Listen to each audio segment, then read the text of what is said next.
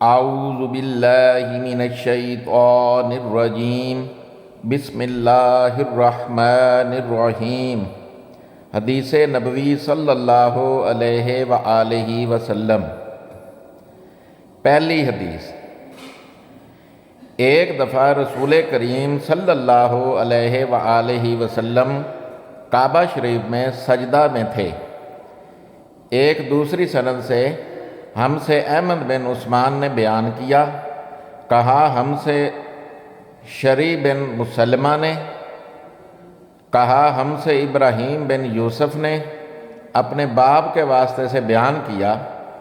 وہ ابو اسحاق سے روایت کرتے ہیں، ان سے عمر بن میمون نے بیان کیا کہ عبداللہ بن مسعود نے ان سے حدیث بیان کی کہ ایک دفعہ رسول کریم صلی اللہ علیہ وآلہ وسلم کعبہ کے نزدیک نماز پڑھ رہے تھے اور ابو جہل اور اس کے ساتھی بھی وہیں بیٹھے ہوئے تھے، تو ان میں سے ایک نے دوسرے سے کہا کہ تم میں سے کوئی شخص ہے جو قبیلے کی جو اونٹنی ذبح ہوئی ہے اس کی اجری اٹھا لائے اور لا کر جب محمد صلی اللہ علیہ وآلہ وسلم سجدے میں جائیں تو اس کی پیٹھ پر رکھ دے۔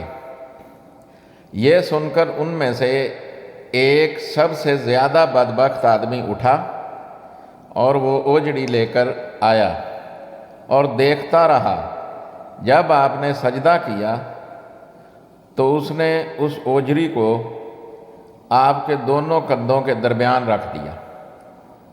عبداللہ بن مسعود کہتے ہیں، میں یہ سب کچھ دیکھ رہا تھا مگر کچھ نہ کر سکتا تھا۔ کاش اس وقت مجھے روکنے کی طاقت ہوتی۔ عبداللہ کہتے ہیں کہ وہ ہنسنے لگے اور ہنسی کے مارے لوٹ پوٹ ہونے لگے، اور رسول اللہ صلی اللہ علیہ وآلہ وسلم سجدہ میں تھے، بوجھ کی وجہ سے اپنا سر نہیں اٹھا سکتے تھے، یہاں تک کہ حضرت فاطمہ رضی اللہ عنہا آئیں اور وہ بوجھ آپ کی پیٹھ پر سے اتار کر پھینکا۔ تب آپ صلی اللہ علیہ وآلہ وسلم نے سر اٹھایا، پھر 3 بار فرمایا، یا اللہ تو قریش کو پکڑ لے۔ یہ بات ان کافروں پر بہت بھاری ہوئی کہ آپ صلی اللہ علیہ وآلہ وسلم نے انہیں بد دعا دی۔ عبداللہ کہتے ہیں کہ وہ سمجھتے تھے کہ اس شہر مکہ میں جو دعا کی جائے وہ ضرور قبول ہوتی ہے۔ پھر آپ نے ان سے ہر ایک کا جدا جدا نام لیا کہ اے اللہ ان ظالموں کو ضرور ہلاک کر دے۔ ابو جہل، عتبہ بن ربیعہ، شیبہ بن ربیعہ، ولید بن عتبہ، امیہ بن خلف اور عقبہ بن ابی معیط کو ساتویں آدمی کا نام بھی لیا مگر مجھے یاد نہیں رہا۔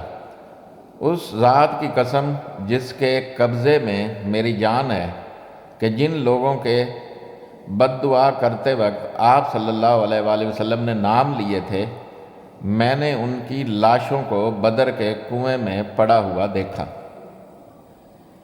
یہ حدیث صحیح بخاری سے لی گئی ہے اور اس کا نمبر ہے 240 240۔ دوسری حدیث، عروہ نے مسعور اور مروان سے روایت کی ہے کہ رسول اللہ صلی اللہ علیہ وآلہ وسلم حدیبیہ کے زمانے میں نکلے۔ اس سلسلے میں انہوں نے پوری حدیث ذکر کی اور پھر کہا کہ نبی صلی اللہ علیہ وآلہ وسلم نے جتنی مرتبہ بھی تھوکا وہ لوگوں کی ہتھیلی پر پڑا، پھر وہ لوگوں نے اپنے چہروں اور بدن پر مل لیا۔ ہم سے محمد بن یوسف نے بیان کیا، کہا ہم سے سفیان نے حمید کے واسطے سے بیان کیا، وہ حضرت انس رضی اللہ عنہ سے روایت کرتے ہیں۔ یہ حدیث بھی صحیح بخاری سے لی گئی ہے اور اس کا نمبر ہے 241 241۔ میری تمام دیکھنے اور سننے والوں سے گزارش ہے کہ میرے والدین، میرے بہن بھائی، میرے رشتہ دار اور میرے دوست جو اس دنیا سے جا چکے ہیں ان کے لیے مغفرت کی دعا فرما دیں۔ جزاک اللہ خیرہ۔ دعا گو طارق سلطان شاہ ہاشمی۔